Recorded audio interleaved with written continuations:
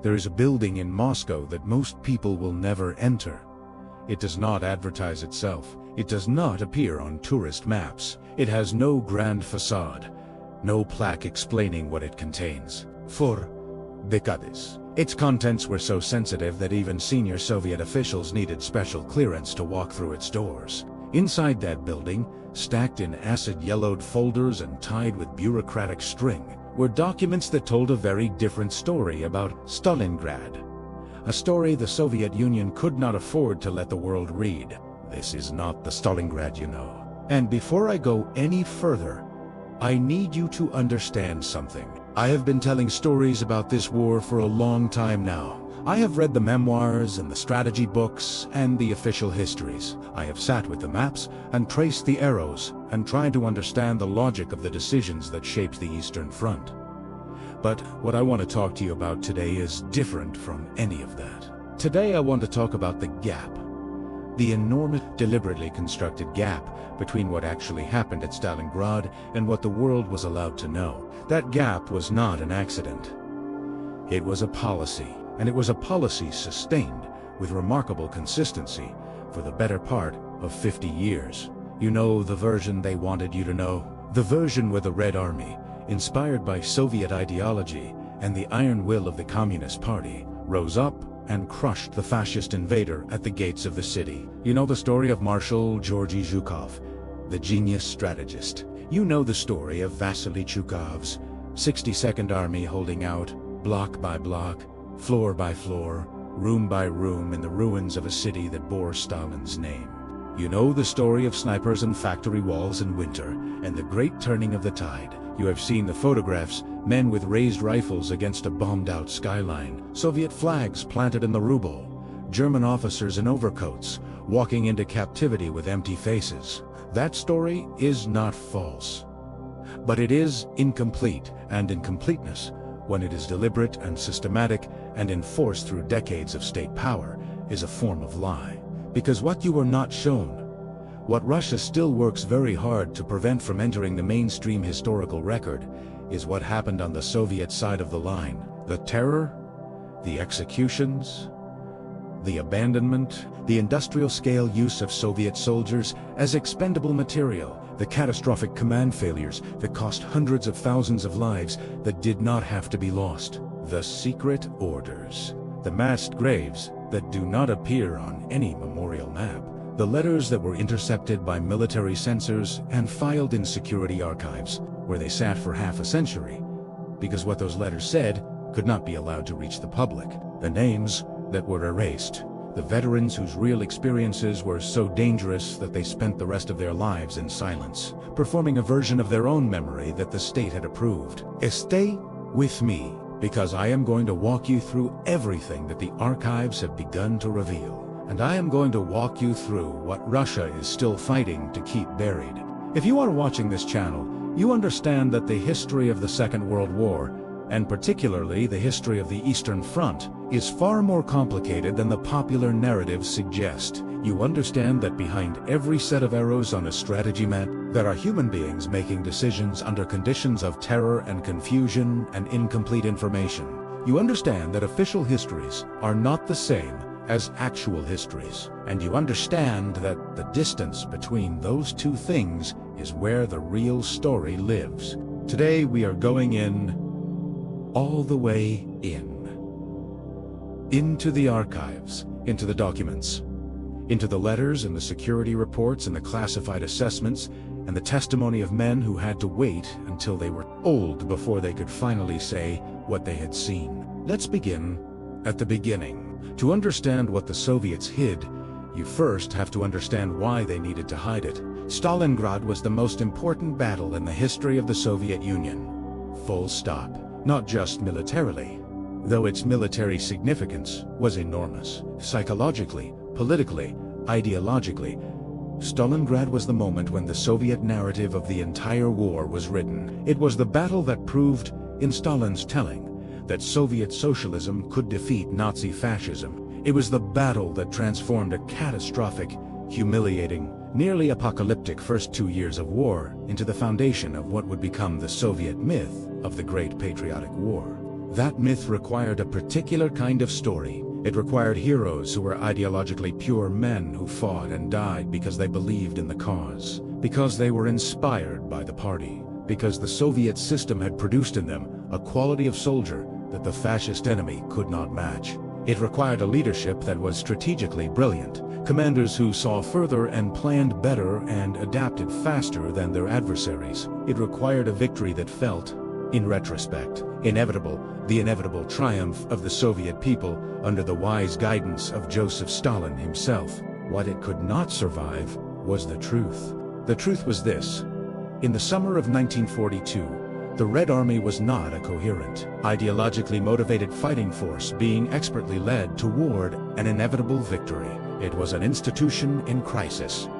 It was losing cohesion. It was losing discipline. It was losing in some units the basic organizational structure that makes an army rather than a collection of frightened individuals.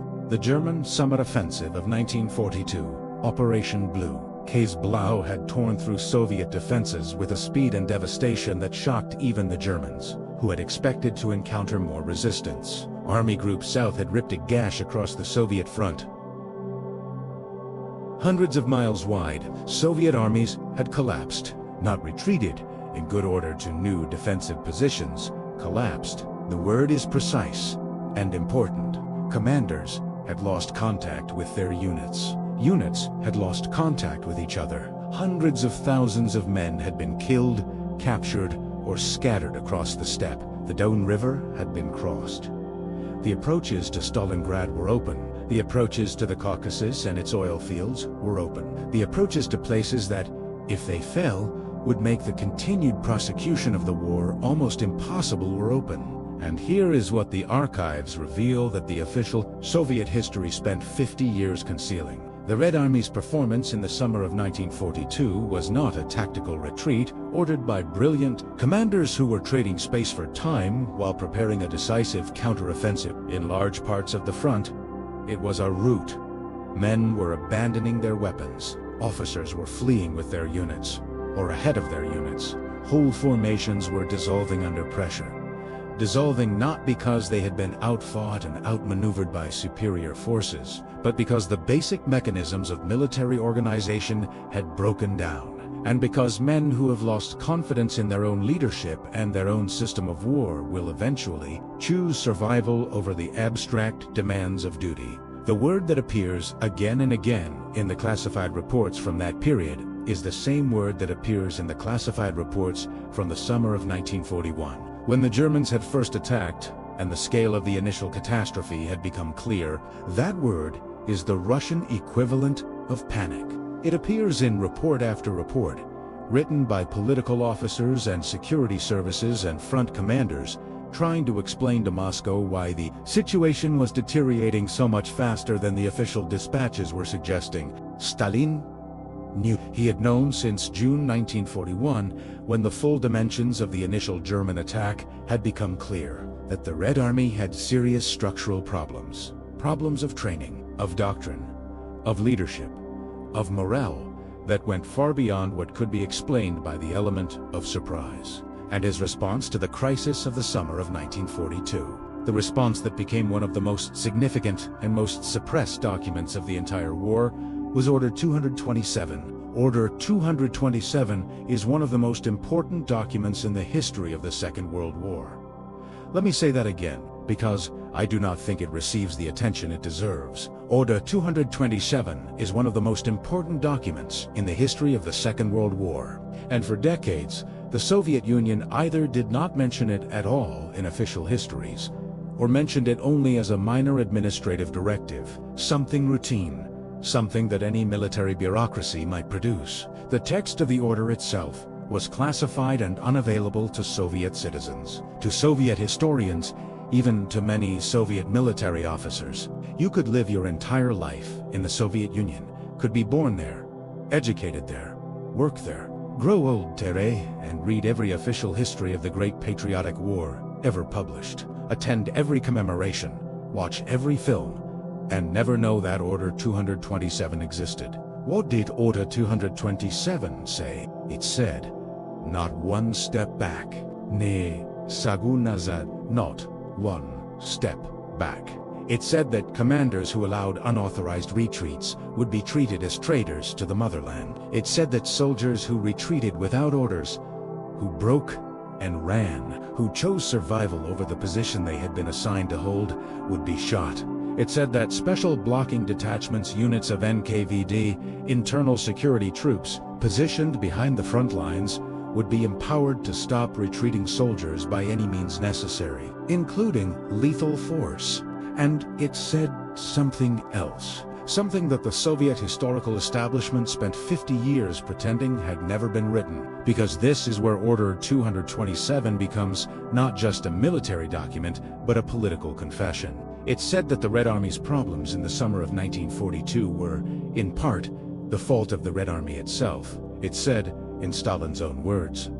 And the order was issued under his name and by his personal authority. Soviet soldiers were panicking without cause, that they were retreating when they should not be retreating, that they had forgotten their duty to their country, that the population of the Soviet Union was losing patience with an army that kept giving up ground. Read that again. Stalin's order admitted, in writing, distributed to every formation in the Red Army, that his military was panicking without cause, that his soldiers were failing in their duty, that his command structure had broken down to the point where extraordinary measures were required to restore basic military discipline. This was, in every meaningful sense, a confession, a state admission that the army was in crisis, and that confession was something the Soviet myth of Stalingrad could never accommodate. Because if Order 227 was real, and it was very real, its existence confirmed by multiple archive sources, its text finally published after decades of suppression, then the story of heroic Soviet soldiers willingly dying for the motherland, inspired by their faith in the Communist Party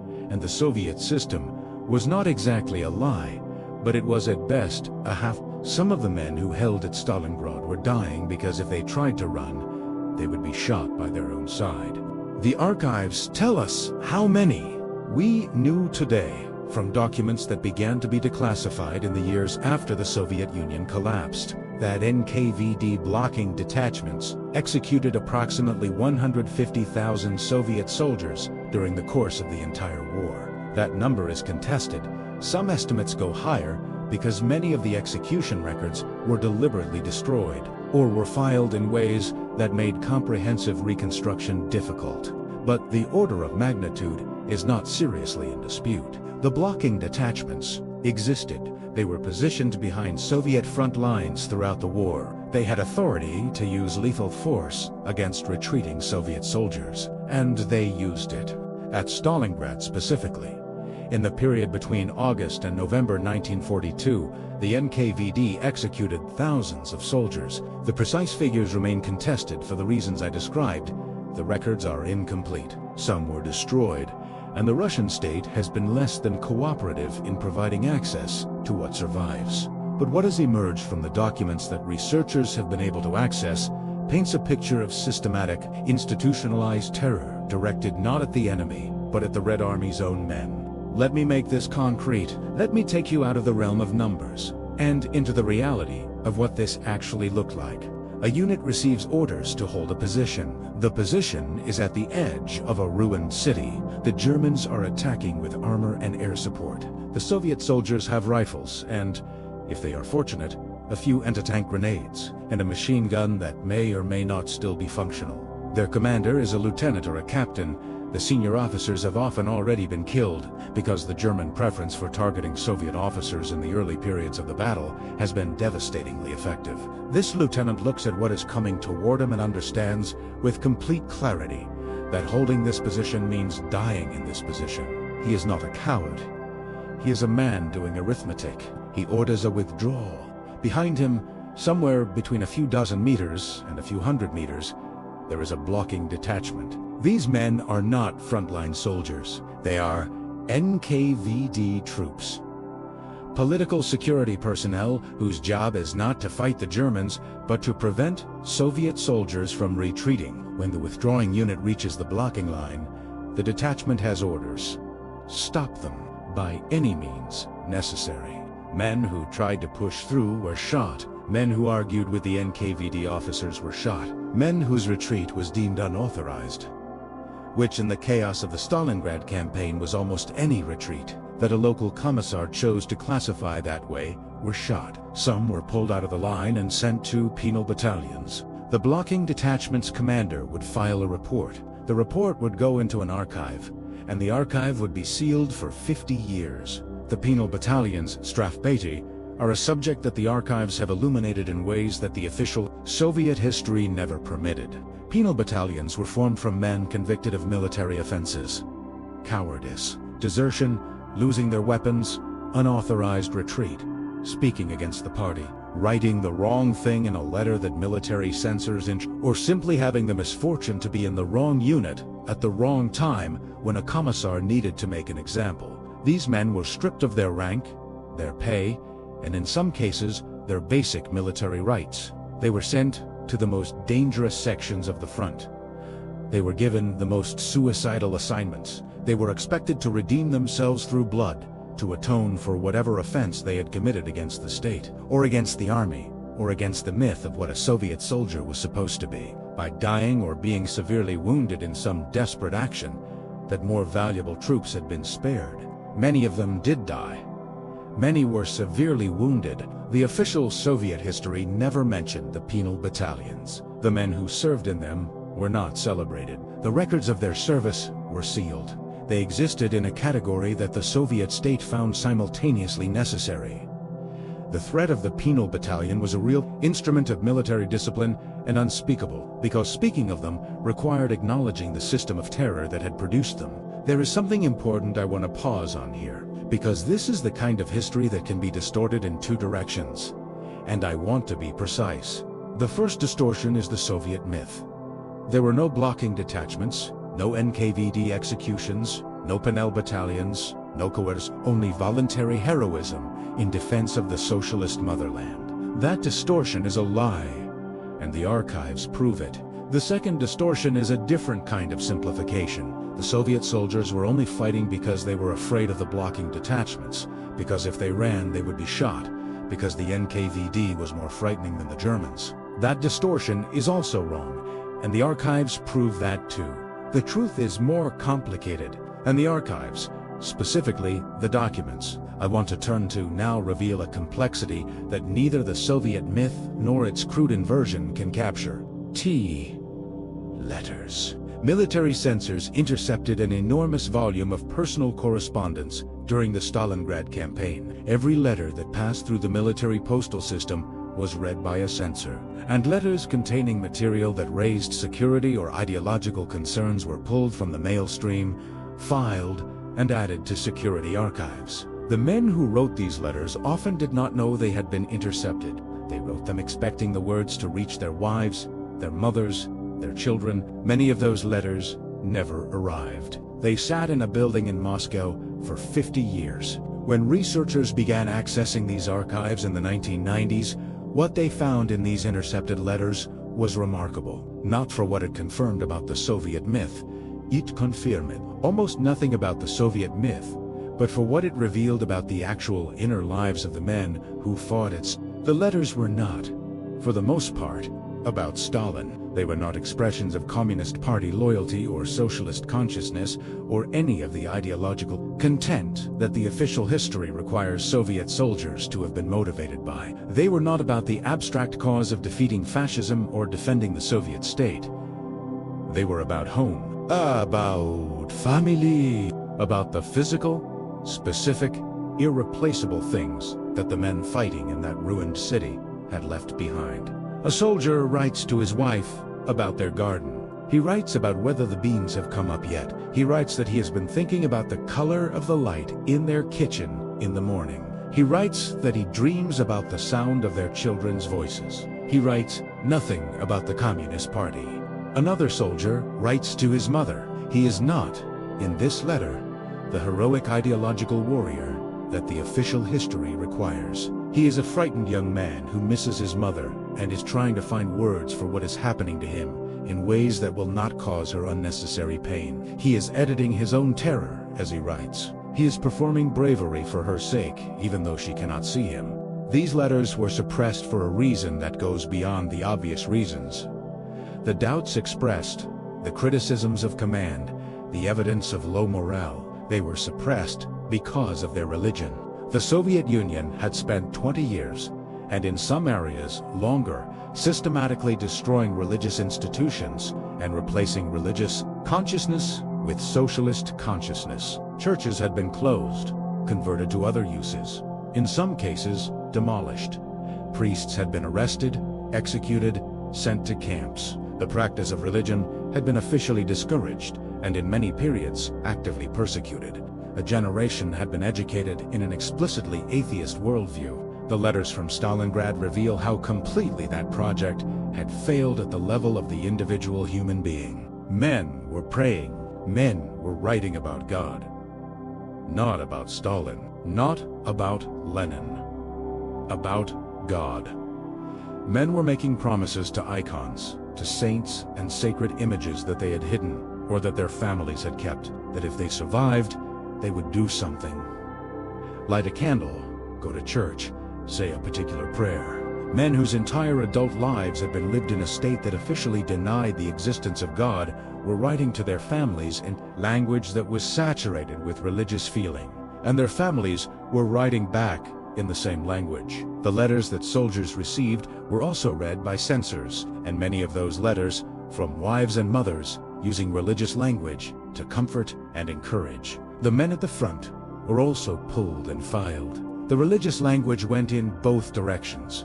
This could not be published. It could not appear in Soviet histories, or Soviet literature, or Soviet film. It could not be part of the public memory of Stalingrad, because it could, in the most direct and human way possible, the core claim of the Soviet state about what kind of people Soviet citizens were. You cannot simultaneously claim to have created a new socialist human being, and then produce letters showing that human being praying to saints in his foxhole. So, the letters stayed in the archive, and the myth stayed on the page. Let me tell you about a specific document that I find particularly illuminating. Not because it is the most dramatic document in the Stalingrad archives, it is not, but because it demonstrates with unusual clarity the gap between the official story and the reality inside the Soviet military machine. In the early period of the Stalingrad campaign, before the German Sixth Army had fully committed to the assault on the city itself, a political officer, a commissar, filed a routine report on the ideological state of the forces under his observation. These reports were filed regularly throughout the war. They were the mechanism by which the party maintained its situational awareness of the morale and political reliability of the fighting forces. They were also, by their nature, written to be read by superiors who had certain expectations about what they should contain, and the men who wrote them were skilled at providing those expectations, while also conveying the actual situation in terms that the reader understood to be more honest than the official framing suggested.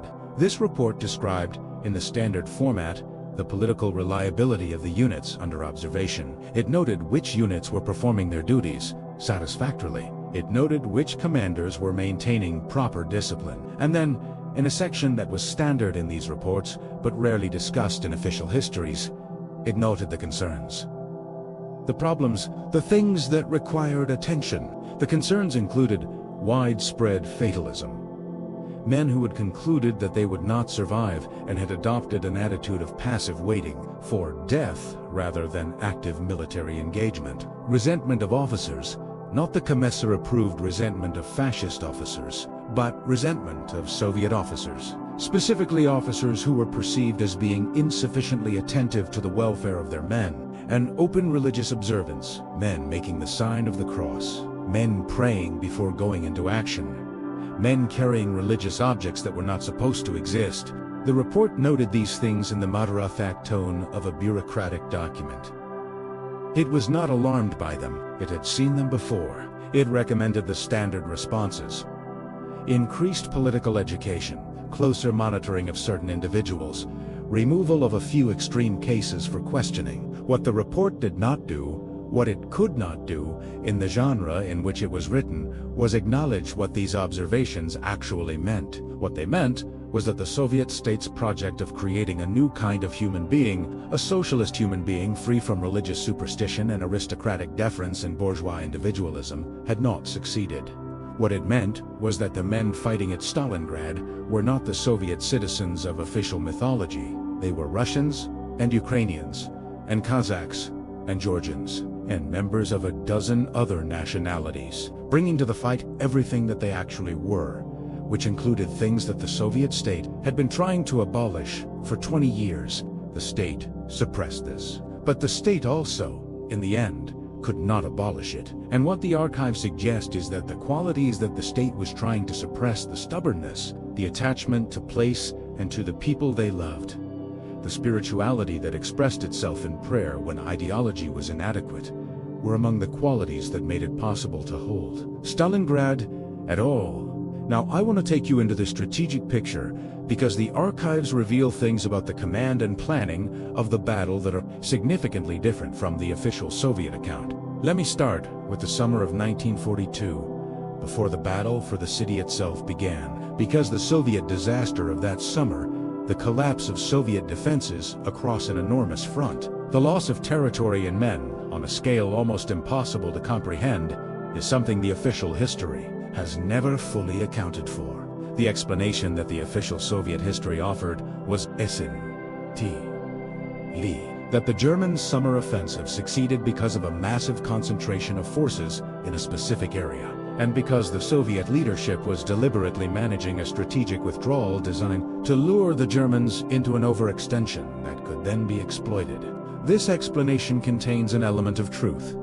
There were strategic calculations being made, but it obscures the reality of what actually happened on the ground, which was that significant portions of the Soviet front simply collapsed. The archives give us access to the internal communications from this period, the reports from front commanders to the assessments of what was actually happening and why. And what these documents show is a command structure that was, in many cases, out of touch with conditions on the ground, making demands that bore no relationship to what was actually possible, and receiving reports from below that were shaped by the understandable desire of subordinate commanders not to report failures to a system that executed failures. This last point is crucial and insufficiently understood. One of the most significant structural problems of the Soviet military in the Second World War, particularly in the first years, was the terror that surrounded military failure. Commanders who failed were not simply relieved of command and reassigned,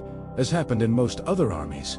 They were arrested. They were shot. The commander of a force that was encircled or destroyed was likely to be accused of treason and executed, regardless of whether the actual cause of the disaster was his fault or was the result of impossible orders from above, inadequate resources, poor intelligence, or the superior operational skill of the adversary. This created a powerful incentive to report upward in ways that minimized the appearance of failure, to report that positions were holding when positions were not holding, to report that units were at full strength when units had suffered catastrophic losses, to report that morale was high when morale had collapsed. The men writing these reports were not simply being dishonest for personal gain. They were trying to survive in a system where the consequences of honest, negative reporting were potentially lethal. The result was that Stalin and the Stavka were frequently operating on information that was significantly more optimistic than the actual situation warranted. They were making decisions based on a picture of the front that did not correspond to reality. And when those decisions produced results that the official picture could not explain, when the front collapsed in ways that the reported strength and positions should have made impossible, the explanation that was reached for was always sabotage, or treason, or cowardice, rather than the accurate explanation, which was that the information flowing upward had been systematically distorted by the terror that surrounded its transmission. The archives show this dynamic with particular clarity in the summer of 1942. Front commanders reporting that their positions were stable when they were not. Army commanders reporting unit strengths that were phantoms, units that existed on paper but had been destroyed in combat and not yet removed from the order of battle. And the Stavka, operating on this information, ordering attacks and demanding the holding of positions that were already gone. Now, Let's talk about the battle itself. Let's go into the city. By September 1942, the fighting had moved into Stalingrad itself. The German 6th Army was attacking the city from multiple directions. The Soviet 62nd Army, under Vasily Chukov, was defending a bridgehead on the west bank of the Volga. The bridgehead was narrow. At its narrowest points, the front line was just a few hundred meters from the river. German artillery could reach almost everywhere in the Soviet defensive perimeter. This is the battle that has been written about most extensively, most romantically, most cinematic. The Battle of the City. The Battle of the Ruins, the snipers and the submachine gunners, and the men fighting, room by room, floor by floor, staircase by staircase, through a city that had been bombed until it was barely recognizable as a city at all. The official Soviet history presents this urban battle as a triumph of Soviet tactical adaptation. The discovery that by fighting close to the Germans, by maintaining what Chukov called a hugging tactics, Soviet forces could neutralize German advantages in artillery and air power, and reduce the battle to something that could be won by determination and individual skill. There is truth in this. The hugging tactics were real and they did provide an advantage. But the archives show us aspects of the urban battle that the official history never acknowledged. They show us the Volga crossing. Everything that kept the 62nd Army alive came across the Volga River. Food, ammunition, replacement soldiers, medical supplies. The wounded going back, everything crossed on ferry boats and makeshift barges under constant German fire. The Luftwaffe attacked the crossing points. German artillery registered on the boats. German snipers shot at anything that moved on the water. The experience of crossing the Volga under these conditions was, for many of the men who made it, among the most harrowing experiences of the entire battle. Men who survived the crossing arrived in the city already traumatized. Some arrived wounded. Some arrived on boats, where a significant proportion of the other passengers were dead or dying. Some arrived on boats that reached the shore only because enough of the crew had survived to keep the vessel moving. The archives contain testimony from men who crossed the Volga in the worst periods of the fighting. Not the official testimony that was shaped by decades of Soviet memory management. The raw testimony, collected by researchers in the years after the Soviet collapse, from men who had been silent for 50 years, and who, in the final decades of their lives, finally spoke. What they describe is not the heroic crossing of official mythology. They describe terror. They describe men being sick with fear on the boats. They describe the sounds of other boats being hit, and the screaming that followed. They describe arriving on the West Bank, and being pushed immediately toward the fighting, so that there was no transition between the trauma of the crossing and the trauma of the battle. The crossing was continuous with the battle. The terror was continuous. There was no safe space, no rear area, no place where you could recover from one form of danger before encountering the next. And they described the blocking detachments. On the western bank, behind the front lines, there were NKVD units whose function I described earlier. Men who crossed the Volga, arrived at the bank, and then turned back toward the river. Seeking some escape from what was ahead of them, were stopped by these units. Some were sent to penal battalions. Some were turned around at gunpoint and sent back toward the fighting. The veterans who described this in their late testimonies did so with a kind of flat, factual tone that was more disturbing than anger would have been. They were not describing something that shocked them. They were describing something that was simply part of the reality of the battle, as accepted and as taken for granted as the cold and the hunger and the noise of the artillery. The blocking detachments were part of the landscape.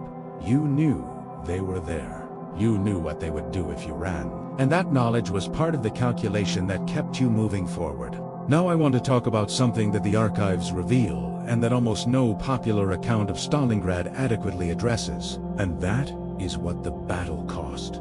The official Soviet figures for casualties at Stalingrad were understated for decades. Understated is actually too mild a word. They were managed, the precise figures were classified, and the figures released to the public, to historians, to the outside world, were constructed to convey a certain image. An image of a hard-fought but successful campaign. of losses that were significant but proportionate to the magnitude of the victory achieved. What the archives reveal is something different: the total Soviet casualties in the Stalingrad campaign. And here, I am including the entire campaign from August 1942 through February 1943. Not just the urban fighting. We're in the range of 1.1 million to 1.2 million men, killed, wounded, captured, missing. More than 1 million human beings. Some estimates, using different methodologies and different definitions of the campaign's geographical and temporal boundaries, go higher. Let me put that number in perspective for you. The total American military deaths in the entire Second World War, on every front, in every theater, from the Pacific to North Africa to Europe, were approximately 420,000.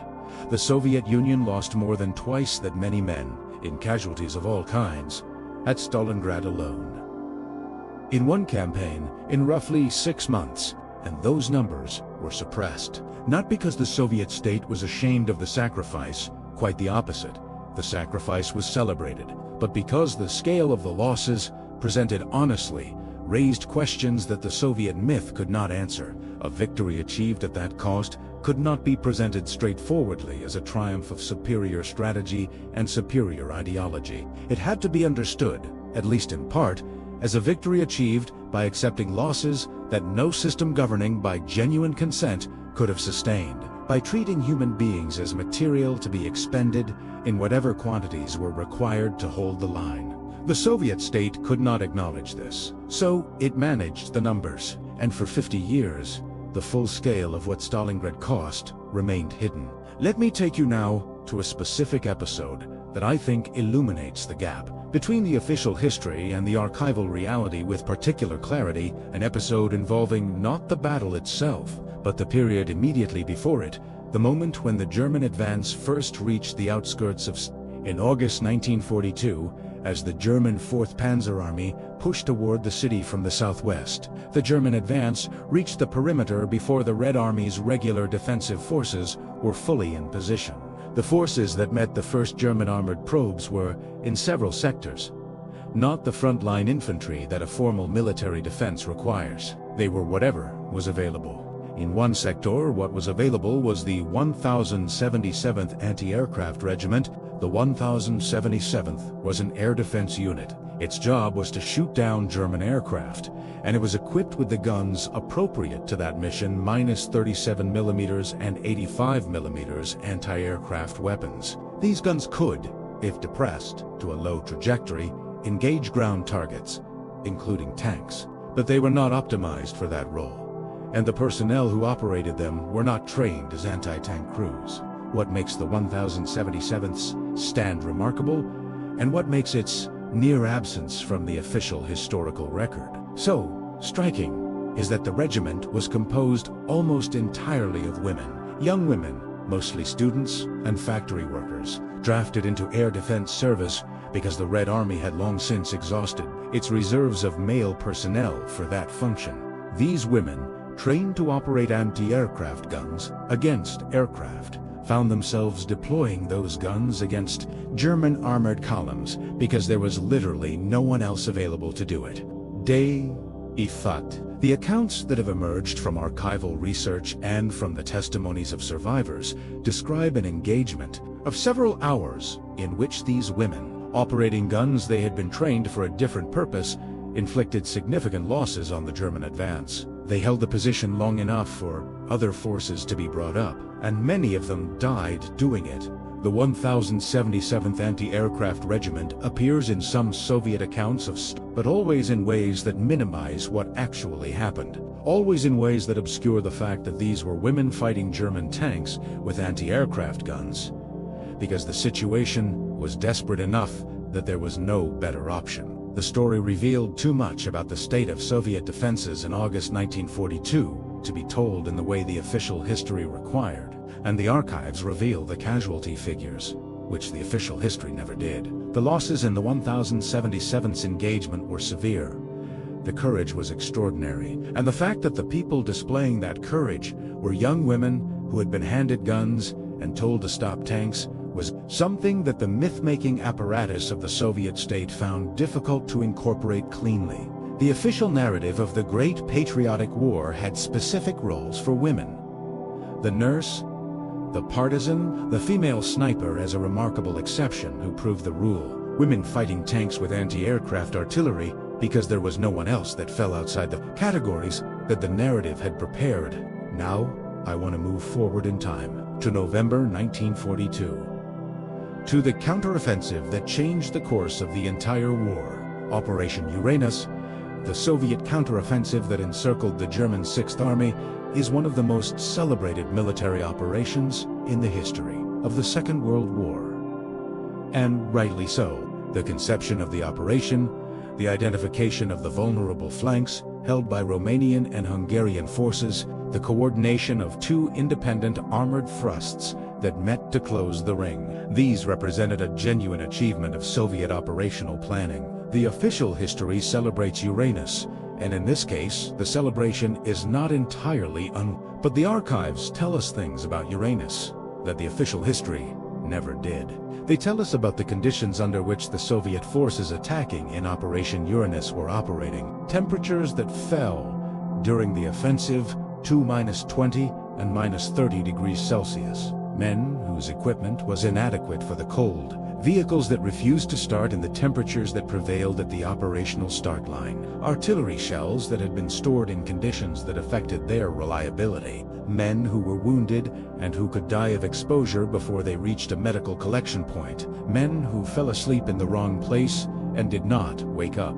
The official history presents Uranus as smooth and efficient, a well-planned operation that unfolded according to the design of brilliant Soviet commanders. The archives present something messier, an operation that succeeded because the operational concept was sound and because the Romanian forces holding the flanks were so inadequately equipped and so poorly positioned that they could not withstand the Soviet onslaught regardless of conditions. Not because the Soviet execution was flawless, because the target was weak enough to be broken, even by an operation that was encountering significant difficulties. And then there is the period immediately after the days between November 19th, when Uranus began, and late November, when the ring closed. The archives reveal something about this period that is almost never discussed in popular accounts of the Soviet forces that had encircled the Sixth Army were not, initially, confident that the encirclement would hold. Let me explain why this matters. The German Sixth Army was a powerful force, even in its encircled state. It had more than 200,000 men. It had armor and artillery and experienced commanders. If it had launched an immediate breakout attempt in the first days after encirclement, before the Soviet forces had consolidated the ring, before additional Soviet forces could be brought up to reinforce before the logistical situation had stabilized, there is a genuine historical question about whether it could have succeeded. The archives contain the communications from Soviet commanders in this period, and what those communications reveal is a level of anxiety that the official history would never have permitted. Soviet commanders were reporting to the Stavka that the ring was thin in certain sectors, that German armor could potentially find a weak point, that the forces available to hold the encirclement were stretched beyond comfortable limits, that if the Sixth Army moved, certain outcomes could not be guaranteed. Hitler did not let Paulus move. This is one of the most analyzed decisions in the entire history of the war, Hitler's refusal to allow the Sixth Army to attempt a breakout. The official Soviet history treats it as evidence of German strategic inflexibility, the inevitable consequence of allowing a single political leader to override the judgment of professional military commanders. And that analysis is correct, as far as it goes, but the archives add a dimension that the official history suppressed. They add the Soviet perspective on the risk that a Sixth Army breakout would have posed. They reveal that the men on the Soviet side of the encirclement ring were watching the German positions with a mixture of determination and apprehension that they were prepared to fight, but that they were not certain of the outcome if the fighting came. The German decision to stand fast was, from the Soviet perspective, a gift, and the archives preserve the relief that that decision produced in ways that the official history, which was required to present Soviet victory as inevitable, could never acknowledge. Then comes Operation Winter Storm. The German relief attempt of December 19 Erich von Manstein's Army Group Don launched its relief operation in December 1942 with forces that were, by this point in the war, significantly under. The operation was designed to break through the Soviet encirclement and either relieve the Sixth Army or, at minimum, create a corridor through which it could withdraw. At its furthest point of advance, around December 19, 1942, the relief force had reached a point approximately 48 kilometers from the Sixth Army's perimeter. 48 kilometers. In the context of the distances involved in the Eastern Front, that is not far. If Paulus had been ordered and he was authorized but not ordered to launch a simultaneous breakout toward the relief force, closing that gap from both directions simultaneously, it is at least possible that the result would have been different. The archives revealed the Soviet experience of those days in December 1942 with a Condor that the official history never permitted. The situation reports from the Soviet commanders opposing Winter Storm describe a crisis, they describe positions under extreme pressure, they describe requests for reinforcements that were inadequate to meet the need. They describe an assessment, in the words of the commanders on the ground, that the situation was genuinely precarious. The official Soviet history presents Winter Storm as a German offensive that was contained and defeated without excessive difficulty, demonstrating Soviet operational superiority. The archives present something closer to a narrow escape, a situation resolved not by Soviet military genius alone, but by a combination of Soviet resilience, the decision by Stalin to strip forces from other sectors to meet the threat at the cost of leaving those sectors dangerously exposed, and the paralysis of German command that prevented the Sixth Army from attempting a coordinated breakout. History turned on those 48 kilometers. It turned on the failure of German command to order a simultaneous breakout. It turned on the resilience of Soviet forces that were, by their own internal assessments, struggling to hold, and that complexity, the contingency, the near-thing quality of it, is something the Soviet myth was structurally unable to accommodate. Myths require inevitability. The archives revealed contingency. Now I want to turn to the prisoners. On boat, see this. The German prisoners taken at Stalingrad, the survivors of the Sixth Army. Approximately 91,000 men who surrendered with Friedrich Paulus in late January and early February of 1943 became the subject of an elaborate Soviet propaganda operation. The imagery of long columns of German soldiers defeated and marching into captivity was broadcast everywhere. It was among the most powerful images the Soviet Union had of the victory, and it was used extensively. What the Soviet state did not broadcast was what happened to those men afterward. Of the approximately 91,000 Germans captured at Stalingrad, fewer than 6,000 ever returned to Germany. The rest died in Soviet captivity. They died of starvation, of disease, of exposure, of the deliberate withholding of food and medical care in camps that were utterly inadequate to the number of prisoners they held. They died in labor camps across the Soviet Union, their labor extracted until there was nothing left to extract. They died on forced marshes. They died of typhus and dysentery and tuberculosis and malnutrition. 90,000 men went into Soviet captivity in the late winter of 1943. Fewer than 6,000 came home. This reality was not part of the official Soviet narrative of Stalingrad for reasons that should be obvious. You cannot simultaneously project an image of Soviet magnanimity, of a civilized military power, treating its prisoners according to the laws of war, and acknowledge a prisoner mortality rate of over 90%. One of those things is not compatible with the other. And then there were the Soviet prisoners, the men captured by the Germans during the fighting. This is the most painful and most completely suppressed chapter of the Stalingrad story. And I want to spend some time on it because it involves a policy of such extraordinary cruelty that it is still not adequately understood in the West. Being captured by the enemy was, under Stalin's orders, a crime. Not a misfortune, not a tragedy that required support and understanding. A crime. A crime of treason. When Stalin declared early in the war that there were no Soviet prisoners of war, only traitors, he was not making a rhetorical point. He was establishing a legal and social reality that would govern the treatment of hundreds of thousands of men. A Soviet soldier who was captured by the Germans was a traitor. His family at home was the family of a traitor. They could lose their ration cards. They could lose their housing. They were to be treated with suspicion by their neighbors, by their employers, by the local party organs. The soldier himself, if he survived German captivity and was eventually liberated or exchanged, would be treated not as a victim of the war, but as a suspect. A man whose survival was itself evidence of suspicious behavior, because if you were a loyal Soviet soldier, you should have died rather than allow yourself to be captured. Think about what this meant in practice. It meant that men fighting in positions that were clearly lost, facing the rational choice between surrender and certain death, could not choose surrender. They could not choose it, because surrender was treason. They had to choose death. Not because death would accomplish anything militarily. In many cases the position was already gone, regardless of what they did.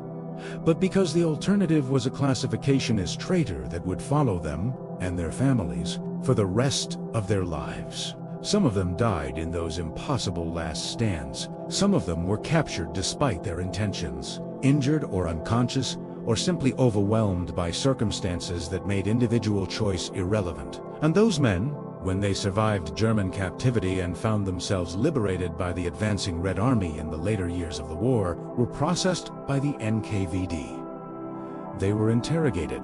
Their survival was scrutinized for evidence of collaboration. Many of them were sent directly from liberation to the Gulag, from German captivity to Soviet captivity, with sometimes only the briefest interval between.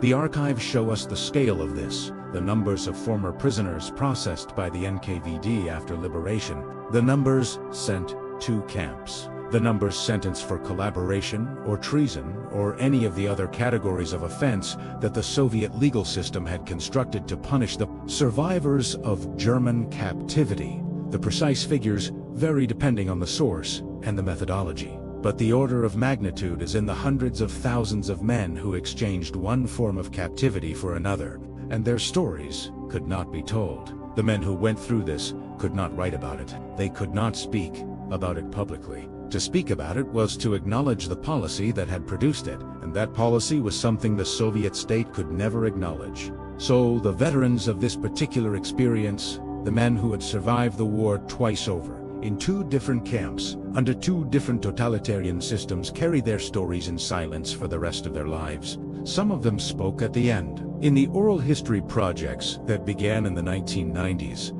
some of these men finally told what had happened to them. Their testimonies are among the most extraordinary documents of the war, and they remain largely unknown to the general public, because the Russian state that succeeded the Soviet state has, in many respects, continued the project of not acknowledging this history. I want to spend a moment on the veterans more broadly, because the experience of Stalingrad veterans in the post-war Soviet Union is itself a story of suppression that the archives illuminate. The official mythology of Stalingrad created, in the post-war decades, a category of honored heroes. The men who had fought in the battle were celebrated, commemorated, decorated.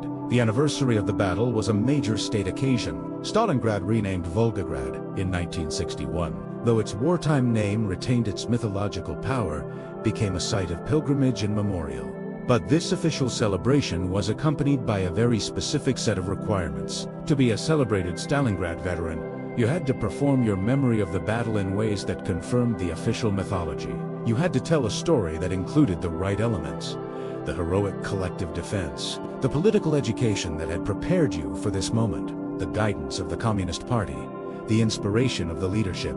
You had to omit the wrong elements: the NKVD, the blocking detachments, the executions, the penal battalions, the religious practices, the doubts, the moments when you thought it was lost. Veterans who had witnessed the wrong elements, veterans who had served in penal battalions, or who had been processed by the NKVD after capture, or who had been in units that fell apart under German pressure rather than holding heroically. These veterans did not fit the category of honored hero. They were present at Stalingrad, but their experience of it was not one that could be publicly commemorated. They existed in an uncomfortable relationship with the official mythology, men who were there, who knew what it had actually been like, and who were required to either perform a false version of their own memory or remain silent. Many chose silence. We know this because of what they finally said when the silence ended. The oral history projects of the 1990s, when researchers understood that the men who had fought this battle were very old and would not be alive much longer, produced an extraordinary archive of testimony. Historians who conducted these interviews report that the veterans often began by giving the official version, the version they had told for 50 years, the version that was safe. And then, as the interview progressed, as the researcher asked more specific questions, as the old man sitting in his apartment understood that this was perhaps the last time anyone would ask him these questions, and that he could finally answer them honestly, a different story emerged. A story of fear and chaos and cold and hunger. A story of watching friends die in ways that made no tactical sense for positions that were given up the next day. A story of the NKVD behind them and the Germans in front of them, and the sense of being trapped between two different forms of death. A story of the religious practices that the state had forbidden and that they had maintained in secret, because in those circumstances the official alternatives, the political lectures, the commissar's encouragement, were inadequate to the task of getting a man through the night. And alongside the fear and the chaos and the atrocity, in almost every testimony, something else. Something that I find, having spent a long time with this history, to be the most unexpected and perhaps the most important element in all of it. Pride. Not pride in the Soviet system. Not pride in Stalin. Pride in each other. Pride in the fact that they had stayed, that they had not broken, that Stalingrad had not fallen, that the city was still standing when February came and the last German soldiers surrendered. This is the deepest truth that the archives preserve, and it is a truth that neither the Soviet myth nor its inversion can adequately capture. The Soviet myth says these men held because they were inspired by Soviet ideology and Communist Party leadership. The inversion says these men held only because they were afraid of the NKVD. Both of these are wrong, or rather, both are incomplete. The men held because of many things simultaneously, because of the blocking detachments. Yes, because of the commissars and the threat of execution, yes, but also because of each other, because of the specific individual loyalty that develops between men in extreme circumstances, the loyalty to the person next to you, the person who has shared your foxhole and your rations and your terror, the person whose survival you have somehow made into a reason for your own persistence, because of the attachment to the physical place they were defending, the ruins of a city that had become, in the experience of the men fighting in it, something almost personal, something they had made their own through the effort and the suffering they had invested in it, and yes, for some of them, because of God. Because of the prayers they were not supposed to be saying and the promises they were making to saints who were not supposed to exist. The official history can accommodate none of this. The archives preserve all of it. Now, let's come forward to the present, because the story of the Stalingrad archives is not finished. It is not a story safely located in the past, with the work of historical recovery completed and the truth now established and accessible.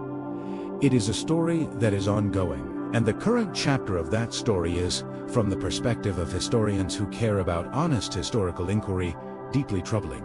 After the Soviet Union collapsed in there was a period, roughly a decade, perhaps a little longer, when Russian archives opened in ways that had never been possible before. The change was not complete, and it was not without complications. Russian archivists and security officials did not always cooperate. Access was sometimes inconsistent, and sometimes dependent on the individual judgment of local administrators. But relative to what had been possible before, the opening was significant. Historians, Russian and foreign, gained access to documents that had been sealed for 50 years.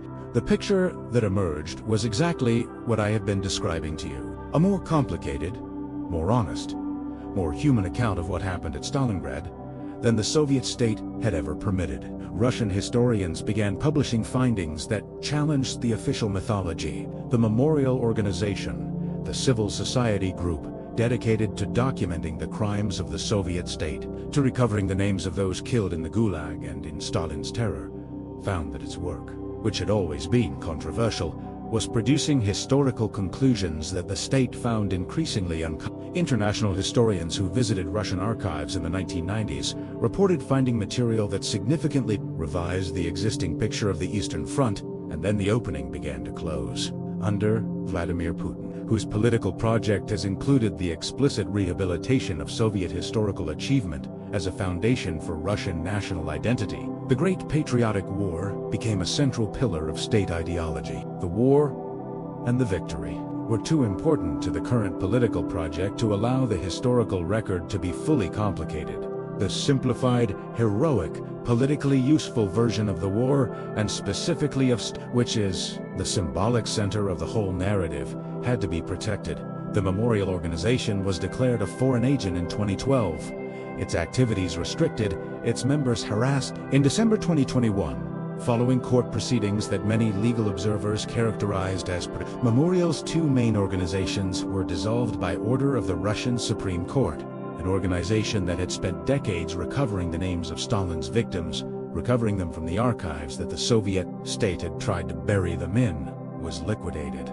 Historians working on sensitive archival materials found their access restricted. Documents that had been available were reclassified. The window that had opened in the 1990s began to close.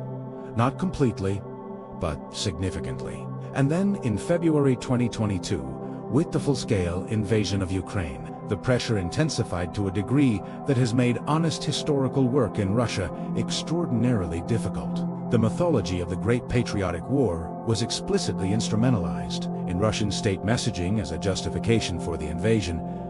The framing of the war as a struggle against Nazism, the deployment of the language and imagery of 1941 to 1945 to describe a military operation against a democratic neighbor, the use of Stalingrad as the foundational symbol of Russian military will, and in this context, any work that complicated the official history of the Great Patriotic War became, even more than before, a direct challenge to the ideological foundations of the current political project. Historians who continued to work on this material see that Russia did so at significant personal risk. Some left, some stopped publishing. The space for honest historical inquiry about the Soviet period narrowed dramatically.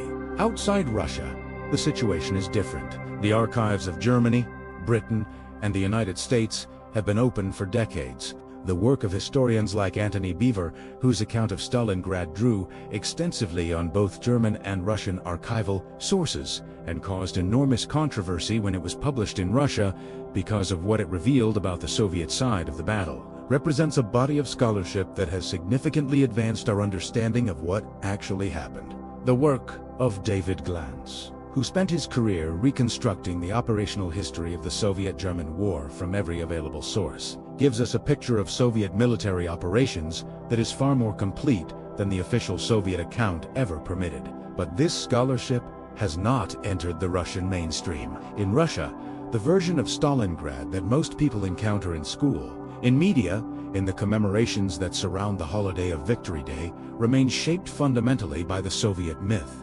The blocking detachments, the executions, the penal battalions, the true casualty figures, the intercepted letters with their prayers and their doubts, the veterans' testimonies that only emerged when those veterans were very old. These things exist in the scholarly literature, but they are not part of the public memory. The myth is standing, the documents are waiting, and this matters. Not only as an abstract question of historical accuracy, but as a practical question about the relationship between a society and its past. A society that cannot honestly reckon with the worst of its history, that cannot acknowledge the terror alongside the resistance, the NKVD alongside the 62nd Army, the executions alongside the heroism, is a society that is operating on a version of itself that cannot sustain honest moral reckoning. And a society that cannot sustain honest moral reckoning is susceptible to the manipulation of its historical memory for purposes that have nothing to do with truth. We can see that manipulation in the present. We can see what it produces. I want to close with the letters. I have mentioned the intercepted letters, the personal correspondence of Soviet soldiers. It's pulled from the military postal system by military censors and filed in security archives, where they sat for 50 years. When researchers began accessing them, they found a body of documents that was, in its way, the most complete record of what the battle was actually like for the men who fought it. And I want to read you a paraphrase of one of those letters. Not a direct quotation. I do not have access to the Russian original, and I am not going to fabricate something I cannot verify, but a description of what historians who have accessed these documents have described finding a man, young, by the available evidence, probably in his 20s, wrote to his wife during the battle. The letter was intercepted, presumably because it contained content that the censors considered ideologically problematic. It sat in a file for 50 years. When a researcher finally read it, what they found was a letter that was, in its entirety, about ordinary life, about home, about the specific, irreplaceable details of a life that this man had left behind and that he was trying to hold on to in memory. He described their kitchen. He described the light in the morning. He described the sound of the street outside their window. He described his wife's hands. He described something she always did. Some specific habitual gesture or routine that he had found unremarkable before the war, and that now, in his present circumstances, seemed to him like the most precious thing he could think of. He did not describe ideology. He did not describe the Communist Party. He did not describe his faith in Soviet socialism. He described the smell of bread. He did not survive the battle. The letter was never delivered. His wife may never have known, in all the years that followed, that this letter existed, that he had written it, that he had been thinking of her, that the last thing he was holding on to in the ruins of that city was the memory of her hands. The letter sat in an archive, waiting. The Soviet state suppressed it because it complicated the myth, because a man dying for the smell of his wife's bread is not the same as a man dying for the Communist Party, even if both men are dying in the same trench. Russia suppresses it now, in a different way, by closing the archives and reasserting the version of the war that the Soviet state constructed, but the letter exists.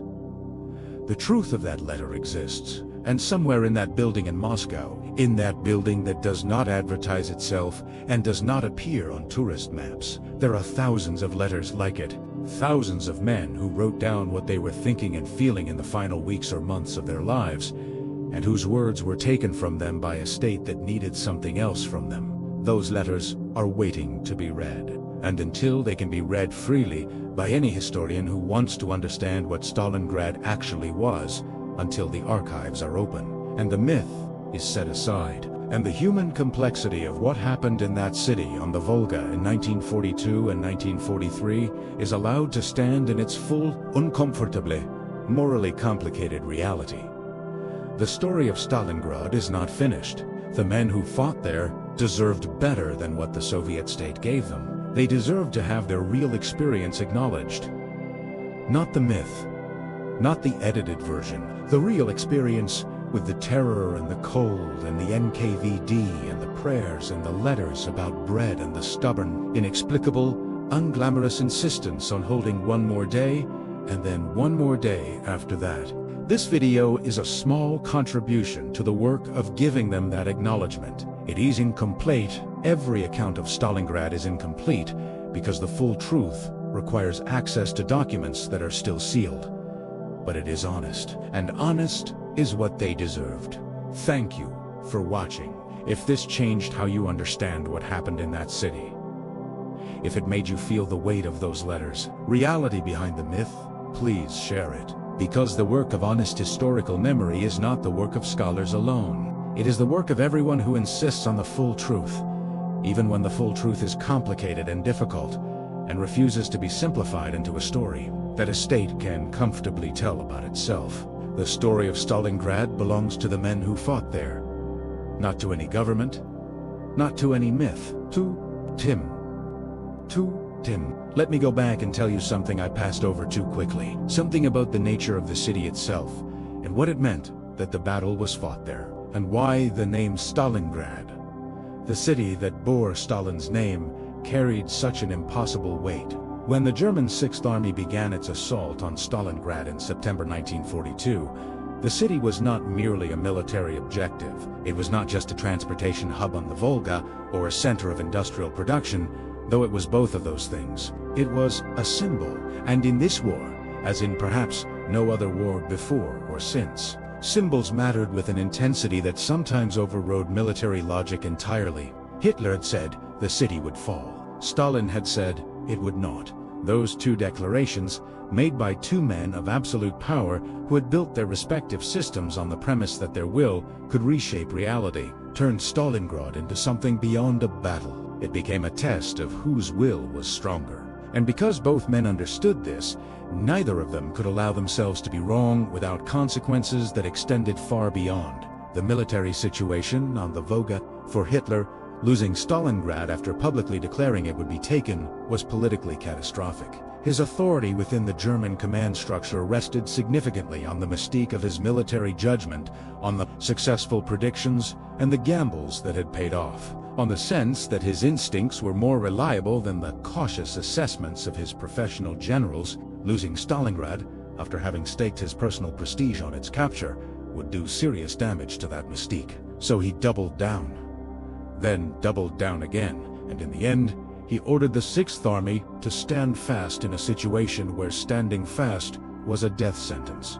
For Stalin, the fall of a city bearing his name would be a propaganda catastrophe of the first order, a repudiation of his leadership. At the moment when the Soviet Union most needed to believe in that leadership, it was not merely a military defeat. It was something worse, a humiliation.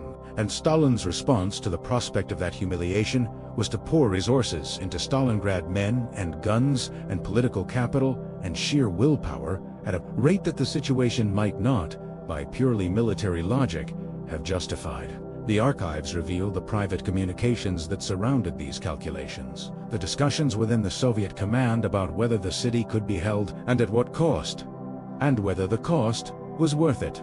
These discussions are more candid than anything that appeared in public at the time, and they reveal commanders who were thinking about the city not only in military terms, but in political onus, who understood that the symbolism of the name had created an imperative that pure strategy could not overrule.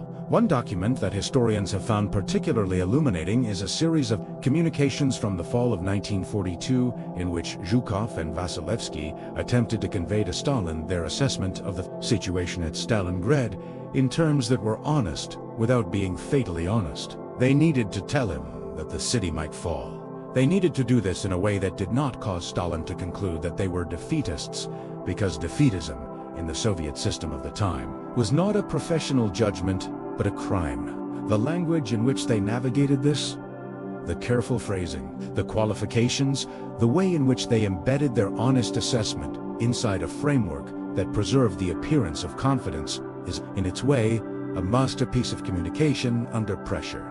And it is also a window into what it was like to be a senior military commander in Stalin's system, forever managing the gap between what you knew and what you could safely say, forever translating reality into language that the system could process without destroying the person who spoke it. This is one of the things the archives reveal that popular histories of Stalingrad almost never adequately address: the cognitive and emotional burden carried by the men who commanded Soviet forces in the battle, not the soldiers in the trenches.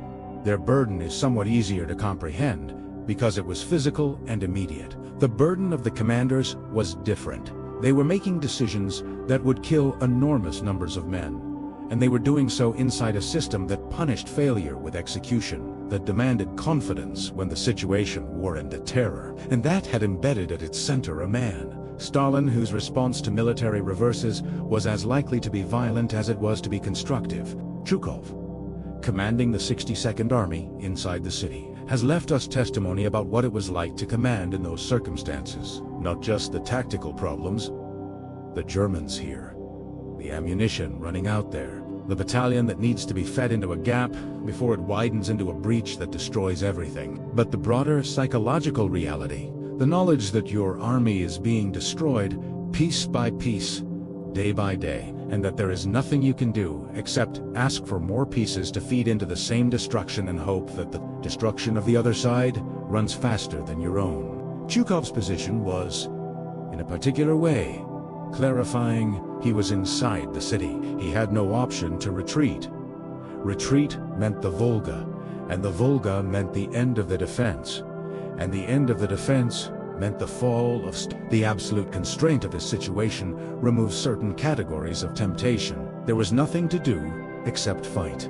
And so he fought, and he made his army fight. And in that single-pointed necessity there was a kind of terrible clarity that many of the commanders further from the front line did not have. The archives preserve Chukov's communications in a way that the official history, which was required to present him as supremely confident and strategically brilliant throughout, could not fully capture. The communications show a man who was confident, who had a strong and not entirely unjustified belief in his own tactical judgment, but who was also, in the worst moments of the battle, genuinely frightened, not for himself, or not only for himself, for the city, for the outcome, for what it would mean if the line broke. There are communications from October 1942 in which Chukov's requests for reinforcement carry a quality of urgency that is very different from the measured language of routine military correspondence. There are moments when you can read, between the formal phrasing of a military dispatch, something that is close to desperation. The city is holding, but it is holding by the thinnest of margins, and the man holding it knows how thin that margin is. This did not fit the official history, which required Chukov's confidence to be unshaken and his strategic judgment to be unfailingly sound. The real Chukov, the one preserved in the classified communications, the one who was frightened and who sometimes did not know if the line would hold, was a more interesting and more human figure than the hero of the official version. And he was also, ultimately, a more admirable one, because it is not heroic to be unafraid in the face of catastrophe. It is simply what is heroic is to be terrified, to know exactly how bad things are, and to keep going anyway. Now I want to talk about the Soviet use of what military historians call operational deception. The Soviet military had, by the fall of 1942, developed a sophisticated understanding of how to shape German intelligence assessments. Through the deliberate management of information through movements that suggested one thing while preparations for something else were underway, through the concealment of force concentrations, through the use of radio traffic patterns to maintain the appearance of normal activity while unusual things were being prepared. The archives revealed the extraordinary lengths to which the Soviet military went in the fall of 1942 to conceal the preparations for Operation Uranus from German intelligence. Forces were moved at night. Radio communications were restricted. Troops were positioned in ways that minimized their visibility to German aerial reconnaissance. Supply dumps were disguised. The entire buildup of the forces that would eventually execute the encirclement was conducted with a level of operational security that was genuinely impressive, particularly given the ad hoc nature of much Soviet military infrastructure at this point in the war. But the archives also reveal something that the official Soviet history did not adequately acknowledge. German intelligence already had suspicions. The buildup was not entirely invisible. There were German reports in the weeks before Uranus that noted unusual Soviet activity on the flanks, that flagged the vulnerability of the Romanian forces holding those flanks, that recommended measures to reduce that vulnerability. These reports went to German command, and German command did not act on them with sufficient urgency. Why not? The archives, German archives, in this case, which have been open much longer and more completely than Soviet or Russian ones, illuminate the reasons. German command in the fall of 1942 was suffering from its own version of the information management problems that affected Soviet command. Intelligence assessments that contradicted the operational picture that Hitler and the German High Command wanted to see were processed selectively. Reports that the Soviets might be planning a major offensive were weighed against the assessment, not entirely wrong, based on Soviet performance in 1941 and 1942, that the Red Army did not have the organizational capacity to execute the kind of sophisticated encirclement operation that Uranus turned out to be. This was a catastrophic mistake, and the archives, both Soviet and German, preserved the trail of that misjudgment in ways that help us understand how it happened. It happened because intelligence assessments are not simply a matter of collecting facts, they are a matter of interpretation. And interpretation is shaped by preconceptions, by institutional pressures. by the desire to see things in ways that confirm what one already believes, or what one's superiors want to believe. The Germans had convinced themselves by the fall of 1942 that the Soviets could not do what they were, in fact, preparing to do, and that conviction cost them the Sixth Army.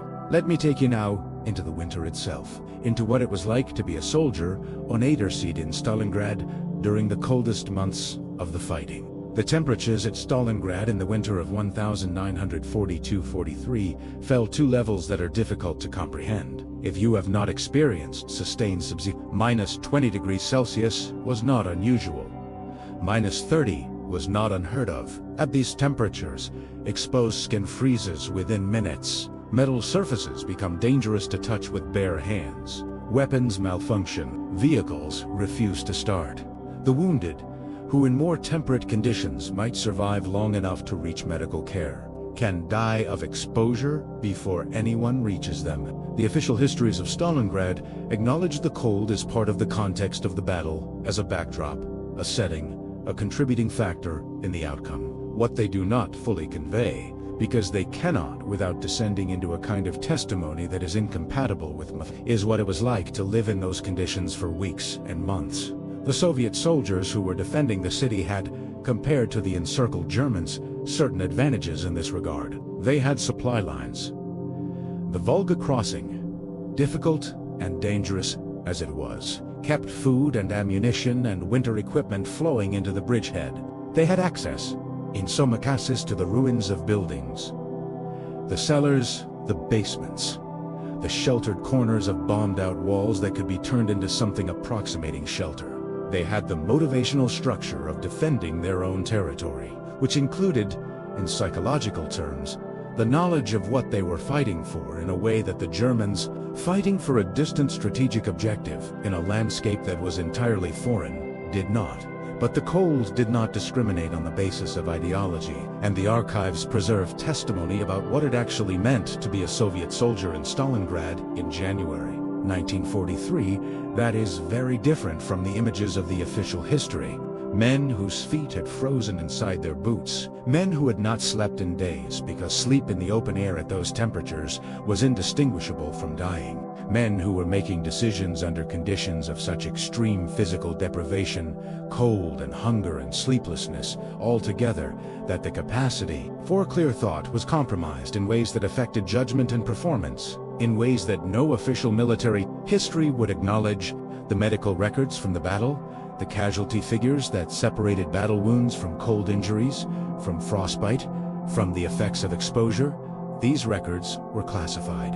They were classified in part because they told a story about the conditions under which Soviet soldiers were fighting. That complicated the narrative of well-organized, ideologically motivated defense. Men losing fingers and toes to frostbite is not incompatible with heroism, but it is incompatible with the image of the ideologically equipped Soviet soldier who rises above physical conditions through the power of communist consciousness.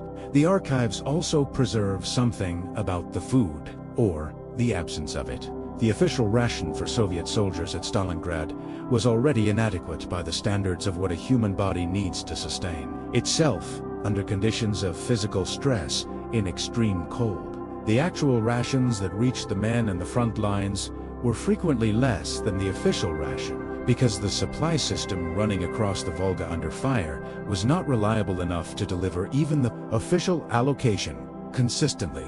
There were days when rations did not arrive at all. There were periods when the men holding the most forward positions in the city were surviving on amounts of food that would cause rapid physical deterioration in any normal context, while also being required to fight at the highest physical and mental intensity.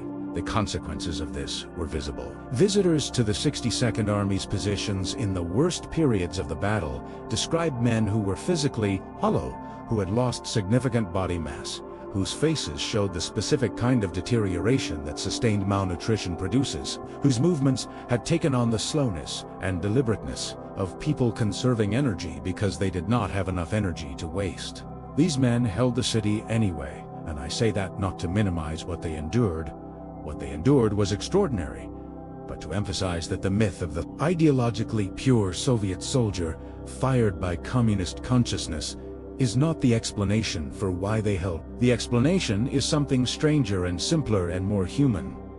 They held because they were there, because there was nowhere else to go, because the blocking detachments were behind them and the Germans were in front, because the man next to them was still holding, because they had been holding for so long that stopping had become literally unthinkable, in the sense that the thought could not be completed because it had nowhere to go, and because, in some of them, there was something that refuses to be reduced to any of the above, something that the letters and the testimonies and the archival documents gesture toward but cannot quite capture, a quality of persistence that does not require a reason, a refusal to stop that is its own reason. The archives give us the documents. They give us the casualty figures, and the intercepted letters, and the security reports, and the classified orders, but they cannot give us what was happening inside the men who held that city. That remains, as it always will, beyond the reach of any archive. What the archives can do, what they do when they are open and accessible and honestly interpreted,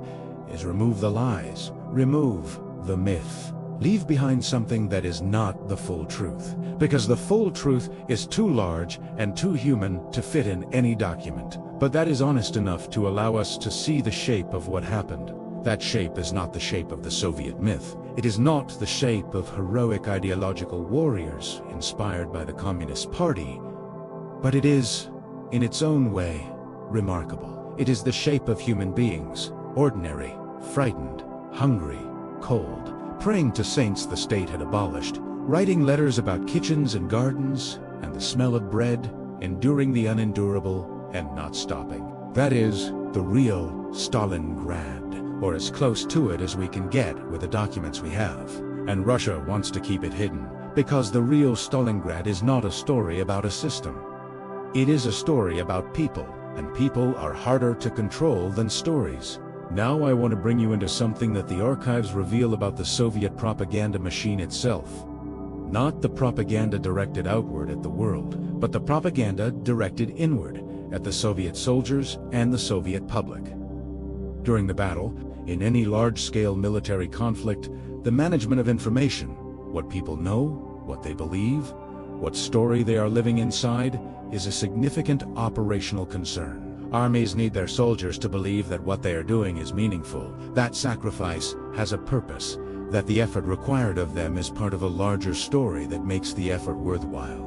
And states need their civilian populations to support the war, to accept the rationing and the labor requirements and the losses that a major war demands, without the support structure collapsing. The Soviet Union's approach to this challenge during Stalingrad was, in some ways, more sophisticated and more systematically studied than anything that had come before it, and the archives reveal the machinery of that approach in unusual detail. There were the public-facing elements, the newspapers, the radio broadcasts, the films, the posters. These are well documented. The Soviet propaganda apparatus during the war was a sophisticated operation that understood how to shape narrative and produce emotional response.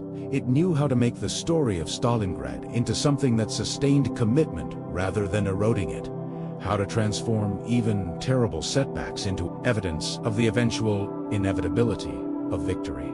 But the archives reveal the internal-facing elements too, the communications from political officers to their superiors about which propaganda themes were working and which were not, the assessments of what the men at the front actually believed, and what messages resonated with them, and what messages they rejected or ignored. These internal assessments are far more candid than anything that appeared in the public-facing propaganda, because they were written for readers who needed accurate information about the effectiveness of their own campaigns. What they reveal is that the standard ideological messaging, the Communist Party, Stalin's leadership, the inevitability of socialist victory, was significantly less effective with frontline soldiers than the political officers had hoped. The themes that actually moved men, that actually influenced their emotional state and their willingness to continue, were different. They were themes related to home and family and the protection of specific physical places. They were themes about the land itself, the physical territory being defended, the idea that this particular piece of ground mattered and was worth dying for. They were themes about revenge, not ideological revenge against fascism as an abstract system, but personal revenge for specific things that the Germans had done to specific people in specific places. The propaganda apparatus adapted. It shifted its messaging to incorporate these more effective themes. It began to produce material about defending the motherland, the physical, geographical motherland, the rivers and fields and cities, rather than defending Soviet socialism as an ideological construct. It began to produce material that spoke to Russian national feeling rather than to Communist Party ideology. This was, in its way, a significant ideological retreat. The Soviet state had spent 2 decades trying to replace Russian national feeling with Soviet socialist consciousness. Now, in the crisis of the war, it was reaching back to the older, more powerful source of emotional motivation, because the newer ideology was not generating sufficient commitment on its own. The archives preserve the internal discussions about this shift, the debates between political officers and propaganda officials about how far to go in appealing to national feeling rather than ideological commitment, the concern that going too far would undermine the party's claim to be the organizing principle of Soviet society, the pragmatic recognition that the war had to be won before any of those longer-term ideological concerns could be addressed, and that winning the war might require using tools that the ideology had officially superseded. This tension between what the Soviet state wanted its soldiers to be motivated by and what they were actually motivated by runs through the entire Stalingrad campaign and is one of the things that the archives illuminate most clearly. It is a tension that the official history was required to suppress, because acknowledging it would have meant acknowledging the gap between Soviet ideological claims and Soviet human reality. I want to tell you about one more aspect of Stalingrad that the archives have begun to reveal, and that deserves more attention than it typically receives. And that is the experience of the civilian population. Stalingrad was not evacuated before the fighting began. There were evacuations in the summer of 1942 as the German advance approached, but they were incomplete. And when the battle started, there were still hundreds of thousands of civilians in the city. The exact number is contested, but estimates range from several 100,000 to over 1 million people who were present in Stalingrad when the German assault began in late August 1942. The decision not to complete the evacuation, or rather, the failure to complete it, was partly organizational and partly deliberate. On the organizational side, the chaos of the summer retreat and the pace of the German advance made a complete evacuation difficult. On the deliberate side, there is archival evidence suggesting that some Soviet commanders believed that the presence of civilians in the city would motivate soldiers to fight harder, because they would be defending people they could see and hear, rather than abstract territory.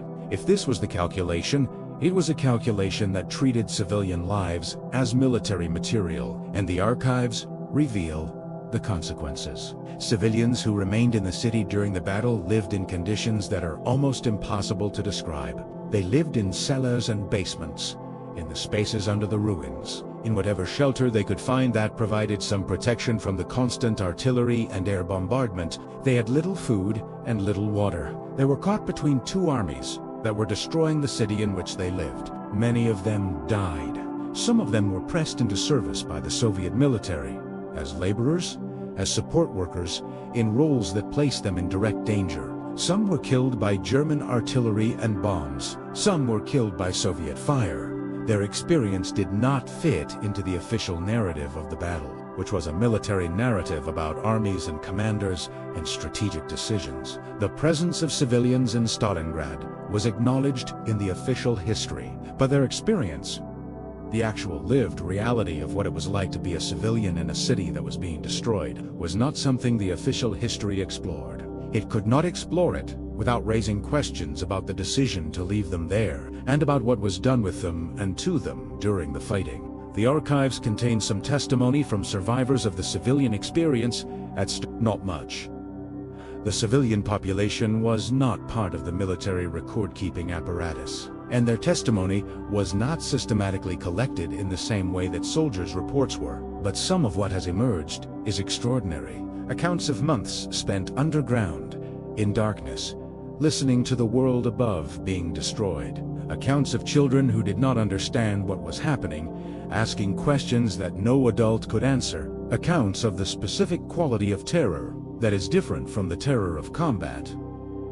The passive terror of someone who cannot fight back, who cannot run, who can only endure whatever is coming. These accounts were not published in the Soviet Union. They did not appear in the official histories. They existed, when they were recorded at all, in archives. Waiting. Let me speak now about something that the archives reveal, and that is, I think, one of the most important correctives to the standard understanding of the Eastern Front.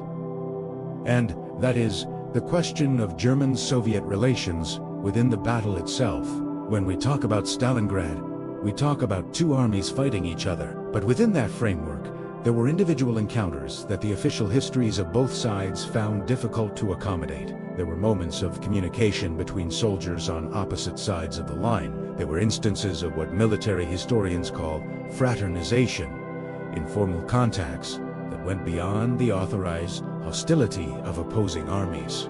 The archives preserve some of these, not many, because the discovery of fraternization on the Soviet side was a serious offense, and the evidence was generally suppressed or destroyed when it was found. But some records survived, and they reveal something that complicates the clean narrative of ideologically motivated warfare. There were cases of informal truce, situations where soldiers on both sides, exhausted and cold and hungry, achieved an unspoken agreement to stop shooting at each other for a period, without any formal arrangement and without authorization from either command structure. There were cases of communication across the line. Shouts, gestures, the throwing of objects that conveyed information or offered, in some minimal way, human contact. There were cases where wounded soldiers were treated by medical personnel on the other side of the line, in a temporary suspension of hostility that had no official sanction. These things happened. They always happen in wars, even the most intense and most ideologically charged ones. They happen because the people doing the fighting are human beings, and human beings, even in the most extreme circumstances, do not fully stop being human beings. The Soviet official history could not accommodate these instances, because they contradicted the image of the German enemy as an irredeemably inhuman opponent, against whom no quarter should be given and no common humanity acknowledged. The German official history, to the extent it existed, could not accommodate them either, for its own ideological reasons. So they were suppressed on both sides, and the record of them survives only in the archives, in scattered references and individual testimonies. This does not change the fundamental nature of the battle, or the fundamental nature of the German invasion. The German war on the Eastern Front was a war of annihilation, and the archives of the German military confirm this with a completeness that leaves no room for doubt. The Einsatzgruppen were operating in the areas behind the German lines. The Kommissarbefehl, the order to execute Soviet political officers, was in effect. The starvation of Soviet prisoners was systematic and deliberate. The German military's conduct of the war in the East was characterized by atrocities on a scale that is almost impossible to quantify. But within that context, there were moments of individual human connection that the official record of both sides worked to suppress. And the archives preserve some of them. And they matter, not because they mitigate the larger reality, but because they are part of the truth. They are part of what the battle actually was, as experienced by the people who were there. The truth of Stalingrad. The full truth, which the archives help us approach without ever fully reaching, contains all of this simultaneously. The blocking detachments and the heroism, the NKVD executions, and the extraordinary resilience, the terror and the prayers, the official mythology and the letters about bread, the moments of inhuman brutality and the moments of impossible human connection. All of it at once, all of it in the same city, in the same winter, among the same people. That is what the Soviet myth could not hold. That is what the Russian state, today, is working to prevent from being held by historical memory, not because any individual element of the truth is impossible to acknowledge, but because the full truth, the complicated, contingent, morally ambiguous, deeply human truth, is incompatible with the clean story that power requires. The archives are the record of the full truth. Some of them are open. Some are still sealed. The work of opening them, of reading them honestly, of allowing what they contain to shape our understanding of what happened. That work is the work of honest historical memory, and it is never finished.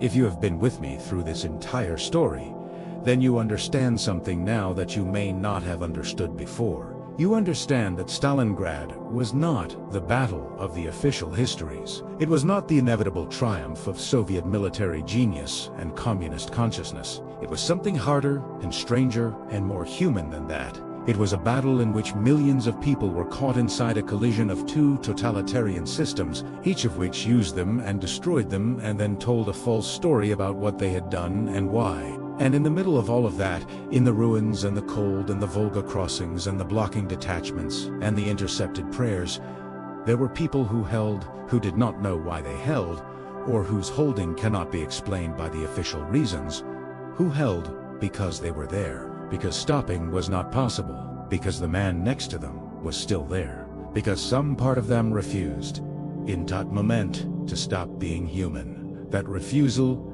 irrational, incompatible with any purely strategic calculation, is the deepest truth and it is the truth that the archives preserve. In fragments, in letters, in the spaces between the official documents. It is the truth that belongs to the people who were there. Not to any government, not to any ideology. To them. There is one more thing I want to tell you. One more thing that the archives preserve, and that I have been holding back, because it is the image I want you to carry with you when this is over.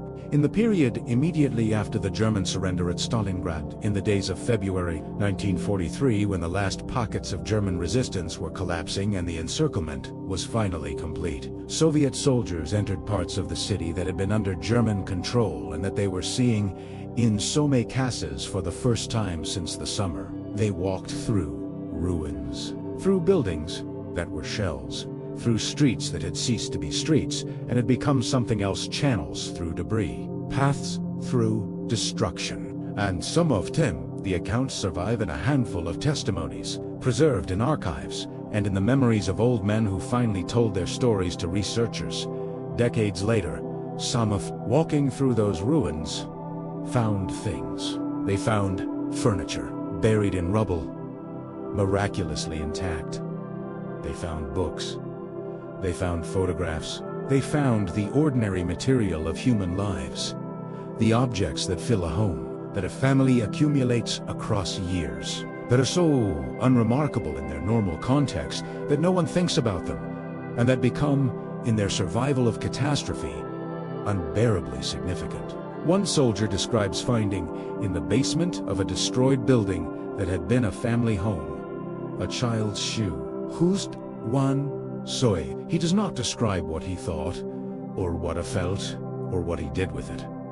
The account ends there. The shoe. One shoe in a basement in a ruined city in February 1943. That shoe is Stalingrad. Not the strategy, not the encirclement, not the blocking detachments or the casualty figures or the Soviet state's management of historical memory, or any of the things I have been talking about for the last hour. The shoe is Stalingrad. It belonged to a child who had lived in that city, who had worn it on streets that no longer existed, who was, by the time that soldier found it, either dead or displaced, or somewhere in the chaos of wartime that made them The shoe survived. The child, we do not know. The archives give us documents. They give us numbers and reports and classified orders and intercepted letters. They give us as much of the truth as can be captured in writing, but they cannot give us the shoe. They cannot give us the unrecorded, unarchivable, absolutely specific reality of what happened to the people who were inside that battle. The people who were not officers writing dispatches or commissus filing ideological assessments, but simply people living their lives in a city that became, for reasons they did not choose, the site of one of the most destructive events in human history. What we owe those people is the honest truth. Not temide. Not temide. The honest, complicated, incomplete truth that we can access with the tools we have, the archives that are open, the testimonies that have been recorded, The work of historians who have spent their lives trying to close the distance between the official record and reality. Russia is working to prevent that truth from being the story that people know. It is reasserting the myth. It is closing the archives. It is dissolving the organizations that spent decades trying to recover what the Soviet state had buried. But the truth persists. In the documents that researchers have already accessed and published, in the testimonies that have already been recorded, in the letters that have already been transcribed, in the work of every historian who has refused to accept the simplified version and has insisted on looking at what the documents actually say, and in things like this. This video, this small, inadequate, but honest attempt to tell you what the archives reveal, to close the distance, a little, between the myth and the reality, to give to the people who held that city, for reasons the official history cannot explain, the acknowledgement they deserve. They deserve the truth, not they and me. They. And now you know a little more of the truth. Take it with you, share it. And remember that the work of honest historical memory is never finished, and that every person who insists on the full truth, even when the full truth is complicated and painful and refuses to fit into a usable story, is doing something that matters. Thank you for watching. Before I go, I want to give you one final piece of the archival record, one final thing that researchers found when they began going through the materials that the Soviet state had sealed away.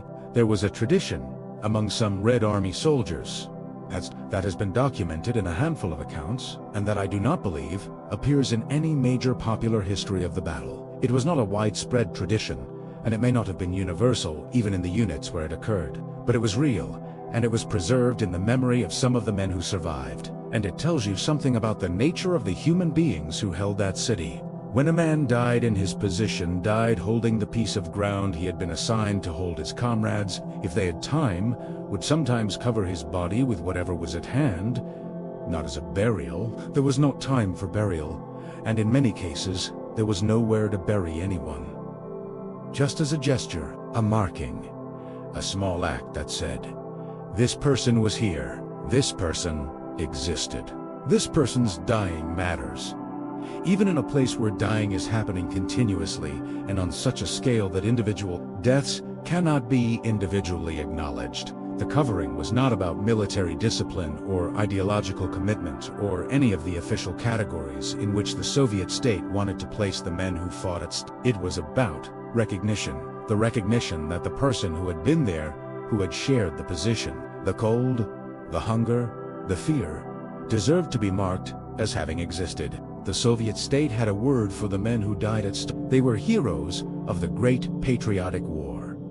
They were celebrated in official commemorations and memorialized in stone and bronze and in the syllables of political speeches. The official state recognized them. But the recognition that came from covering a fallen comrade with whatever was at hand, that came from the man in the next position, the man who had shared everything with the man who had just died, that recognition was different. It was prior to ideology, prior to the state, prior to any system of meaning that politics had constructed. It was the simple, fundamental human act of saying, I see you.